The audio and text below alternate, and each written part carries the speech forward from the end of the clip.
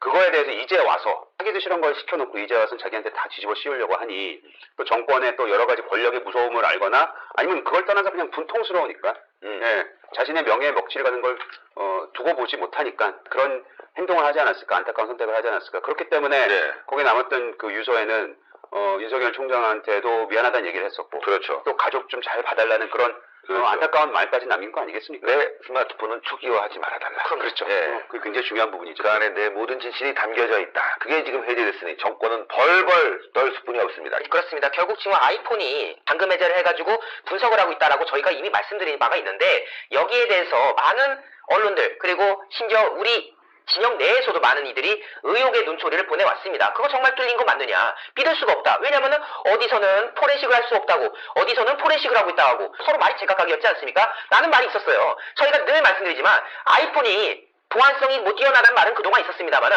그렇다면은 그럼 왜 이제 와서 그 말이 지금 나오는 거냐? 그동안 숱한 범죄자들이 다 갤럭시만 쓰는 것도 아니고 그 범죄자들 중에는 그동안 아이폰 쓴 사람들도 있었을 거거든요. 그러면은 그동안 그 사람들에서 포렌식 조사 분석 다 했을 텐데 왜 그때는 말이 안 나오다가 왜 이제 와서 왜 백지영 수사관의 아이폰에 대해서만 유독 뭐 뚫리 못 뚫리를 논하겠습니까? 결국 뚫리지 않았으면 좋겠다라고 생각하는 그 사람들이 뒤에서 계속 그동안 입김을 넣어왔고 이것이 국민들로 하여금 그러면 나중에 저 백지영 수사관에서 뭐가 나왔다면 저거 믿을 수 있는 건가? 라는 생각을 그렇죠. 하게끔 했다. 라는 말씀을 저희가 그동안 며칠에 걸쳐서 언급을 드렸습니다. 하지만 이 백 수사관의 통화 기록이 나왔다는 것입니다. 물론 뭐 지금 또 언론에서는 그게 경찰이 통신력을 조회해서 나온 거다 뭐 이거를 뭐 추적해보니까 어떠하더라 이런 식으로 말하는데요. 은연중에 지금 메시지를 던지는 겁니다. 밑줄 친 부분만 읽어드릴게요.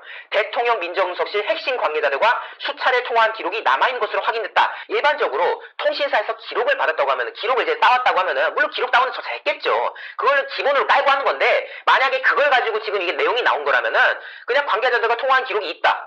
여러분들 그런 기사 많이 보셨잖아요. 검색에다가 통화한 기록이 있다라고 치면요. 그런 기사 되게 많이 나와요. 그런 거는 이제 통신사에서 했다 뭐 그런 논지인 건데 기록이 남아있다. 남아있다는 건 뭐겠습니까? 어떤 기기에서 흔적이 나왔다는 뜻인 표현이거든요. 그렇죠. 지금 대표님께서 딱 짚어주신 거예요. 통화한 기록이 남아있다. 문서를 보고 기록이 남아있다고 하진 잘 안 하거든요. 보통 휴대전화에 보니까 그 기록이 남아있네라고 할 때 남아있다는 거거든요. 확인됐다. 그렇죠. 이런 표현을 써야죠. 기자면은 네, 통화 맞아요. 기록이 확인됐다. 이래야 혹은 되는 기록이 있다. 네, 이렇게. 이런 정도로 쓰는 건데 여기는 남아있다라는 이 표현이 상당히 의미심장한 바가 크다라는 이야기를 드리겠고요. 그리고 지금 통화 시점에 대해서도 이야기가 나오는데요. 검찰이 유재수 수사와 이 청와대 선거농단 의혹을 수사한 게 본격화된 그 시점에 이 청와대 핵심 관계자들의 통화가 여러 차례 이루어졌다라는 보도도 지금 나오고 있다. 그리고 조만간 이 관계자들을 불러서 수사관에게 말 맞추기 강행죄 수사한다고 한대요. 라는 것이고 그동안 그 숱한 아이폰 그 범죄자들 그들이 아이폰을 쓴 사례가 여러 차례 있었을 텐데 그러면 그때마다 포렌식이 안 됐겠습니까? 다 됐죠. 안 뚫린 사례가 없다는 거 아닙니까? 여러분들 정말 지금 이 단독 뭐 채널A 동아일보의 단독 보도로 나오고 있습니다만은 뭐 지금 뭐 일부 보도에서 경찰이 통화 기록을 입수했다라고 해서 지금 또 이걸 가지고 그거 경찰이 한 거잖아. 그 검찰이 했다는 건 없잖아. 라고 말씀하시는데요. 지금 청와대 관계자와 백 수사관이 통화했다라는 내용을 경찰에서는 흘릴래야 흘릴 수 없는 상황이에요. 오히려 감추려면 감춰야 되는 상황이고 오히려 검찰 관계자들이 백 수사관과 통화를 하면서 압력을 넣었다라고 얘기를 해야 되는 상황 아니겠습니까? 그렇죠. 그러니까 경찰 쪽에서 이 얘기가 나왔다라는 것 자체가 앞뒤가 맞지 않는 얘기입니다. 제일 중요한 거는 경찰하고 지금 검찰은 솔직히 말해서 지금 서로 협조가 안 된 상황이지 않습니까? 협조 안 되고 있어요. 지금 경찰은 사망경위 뭐 조사하겠다면서 지금 검찰이 정말 이례적으로 압수했던 그 휴대전화를 굳이 압수색을 다시 지들이 가져가겠다고 지금 우기는 상황이지 않습니까? 지금 심지어 경찰이 여론전을 하고 있습니다. 검찰이 밥그릇 싸움 때문에 지금 휴대전화를 내놓지 않는다는 논조로 지금 언론들에게 지금 주장하고 있거든요.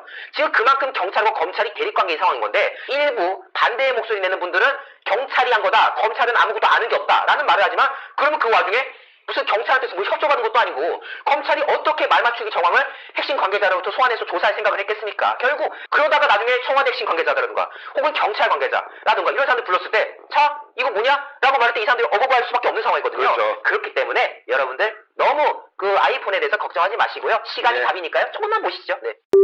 이제 아이폰 얘기를 해야죠. 이 아이폰에 대해서 제가 이제 대표적인 곳 딱 세 곳만 그냥 간단하게 추렸습니다. 한국일보 보도를 보면요. 다만 이 장비가 여기서 장비라는 거는 그 셀레브라이트, 이스라엘 업체 셀레브라이트의 장비를 말하는 겁니다. 다만 이 장비가 국내에 도입되지 않아 미국 수사기관 및 연구소 공조를 통해 해법을 마련할 가능성이 있다. 라고 보도했고요. SBS 같은 경우는 검찰과 경찰 모두 이 셀레브라이트 장비를 보유하지 않는 것으로 알려졌다. 물론 제가 봤을 때 여기서 말하는 외부가 민간을 말한 것 같다는 생각이 들긴 하는데 하여튼 기사 내용이 약간 묘해요. 그리고 연합뉴스 기사는 또 다르죠. 국내에는 이미 2세대 정도가 도입된 것으로 전해지고 있다. 그 2세대가 이제 검찰이라든가 이런 데 도입됐겠죠. 네. 그런 건데, 그러니까 지금 언론 보도가 제각각이에요. 근데 여러분 제가 참 아쉬운 부분이, 저희가 아이폰 뚫렸다라고 얘기했을 때, 뭐 신의 한 수, 또 뻥친다, 또 낚시했다 이러는데요. 그래서 그걸 보면 자 조국 당시 민정수석은 누구한테 전화를 받았느냐 이렇게 우리가 이제 추정을 했었는데 직접 전화를 받았을 수도 있고 아니면 다른 사람한테 전화 받은 것을 백원우 당시 민정비서관이 조국 수석한테 보고를 해서 그렇게 얘기했을 가능성도 있다. 어찌됐든 간에 여러 사람이 유재수 감찰 중단, 감찰 무마 이것을 부탁했다 하는 거는 이제 거의 확정적인 것으로 보입니다. 그와 관련해서 조선일보 보도는 또 이렇게 얘기했습니다. 자, 유재수 씨가 김경수, 윤건영, 천경득 이런 사람들한테 전화를 건 내역을 확보했다. 이렇게 나왔습니다. 전화를 건 내역. 이거 어떻게 확보했을까요? 이 사람들 뭐 휴대전화 다 압수수색한 거 아니고 아마도 통신 조회를 했을 것입니다. 그러니까 통신사에 대한 압수수색 영장을 발부받으면 언제부터 언제까지 이 사람이 전화 건 내역이 주르륵 나옵니다. 그렇게 나오면 거기에 이제 유재수 씨의 휴대전화가 있고요. 그 다음에 거기에 이제 뭐 천경득 선임행정관, 김경수 경남지사, 윤건영 국정상황실장 이런 사람들이 이제 전화를 걸거나 하거나 뭐 이런 내역들이 거기 다 나타나겠죠. 물론 거기에 내용은 없습니다. 우선 유재수 금융위원회 금융정책국장이죠. 2017년 10월쯤에 감찰을 하라 하는 것을 조국 민정수석이 지시합니다. 이 지시도 아마 특감만원들의 보고를 받고 특감만원들이 그 유재수 금융정책국장에게 무슨 비리가 있다 하는 걸 확인을 했기 때문에 그래 그러면은 했고 그 다음에 유재수 씨 휴대전화에 대한 디지털 포렌식도 해라. 그래서 디지털 포렌식을 해서 그 자료가 상당히 많이 있다는 거 아닙니까? 그랬더니 그 안에 보니까 자녀 유학자금 뭐 이런 걸 받은 흔적들이 있고 그 다음에 외국에 벤츠가 2대 뭐 이런 걸 이제 그 한 흔적들이 거기에 쭉 나온 겁니다. 그러니까 이 사람 이거 비리가 있구나 라고 해서 2번 내지 3번 정도를 특감반원이 유재수 씨를 조사합니다. 그러니까 유재수 씨가 뜨거라 싶었겠죠. 그래서 여기저기에 전화를 한 흔적들이 지금 나온 겁니다. 그게 바로 김경수 경남지사, 윤건영 국정상황실장, 천경득 선임행정관 이 사람들 굉장한 친문 실세들입니다. 핵심 실세들이죠. 이 사람들한테 이제 전부 전화해가지고 나 저 감찰을 지금 받게 됐는데 이거 부당하다. 제가 추정컨대는 아마 백원우 당시 민정비서관한테 전화를 했을 겁니다. 조국 수석한테 직접 전화가 되는 군번이 좀 아래죠? 그러니까 아마 조국 수석한테 직접 전화하진 않았을 것이고 백원우 민정비서관한테 형 어쩌고저쩌고 이렇게 전화를 했을 것으로 저는 추정을 합니다. 그 다음에 국정상황실장 김경수 경남지사 이 나이도 그렇고 뭐 여러 가지 하여튼 뭐 직위나 김경수 경남지사 정도면 뭐 조국 수석한테 직접 전화할 수 있는 사이가 될 것이고 이 다음부터는 이제 조국과 백원우의 관계가 됩니다. 제가 조국과 백원우는 어떤 관계였을까 하는 걸 유튜브로 한번 해드린 적이 있습니다. 그게 바로 권력의 생입니다. 무슨 얘기냐면 김대중 대통령 시절을 보면 정부 기관에 김대중 대통령이 굉장히 신중한 사람입니다. 김대중 대통령 시절에 정권에 항상 헤드는 약간은 중립적이거나 뭐 탕평 인사 뭐 그런 냄새가 나는 사람들 대표적인 게 이제 통일부 장관 같은 경우 강인덕 씨를 임명했지 않습니까?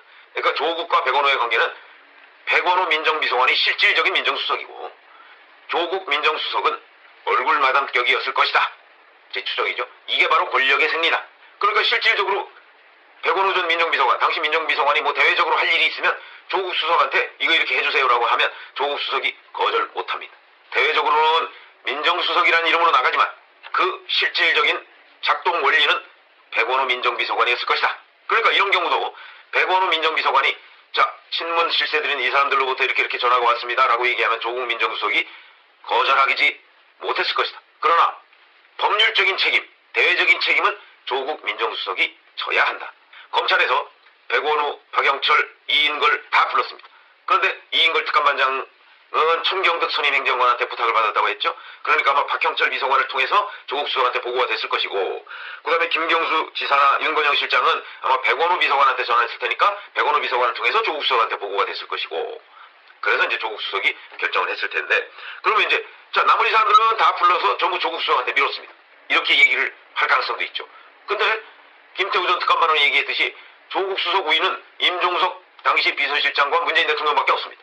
그러면 임종석 실장을 물고 들어가거나 문재인 대통령을 물고 들어가야 되는데 그거 쉽지 않은 일이죠. 김경수, 윤건영, 천경득 이런 사람들이 민정수석실에 여기저기에 부탁을 했고, 물론 이제 그 부탁은 유재수 당시 금융정책국장의 부탁을 받아서 자기는 전달을 한 것이고, 이 전달한 사람들이 워낙 힘이 막강하기 때문에 이것이 결국 조국 당시 민정수석을 움직여서 조국 수석이 감찰을 중단하라 이렇게 지시를 내린 것으로 전체적인 그림이 완성됐다. 근데 이제 남은 하나는 조국 전 민정수석이 검찰에 불려가서 그 윗선 뭐 자기가 누구한테 보고를 했는지 뭐 이런 부분을 풀 것이냐 풀지 않을 것이냐 또는 진술 거부를 할 것이냐 이 부분만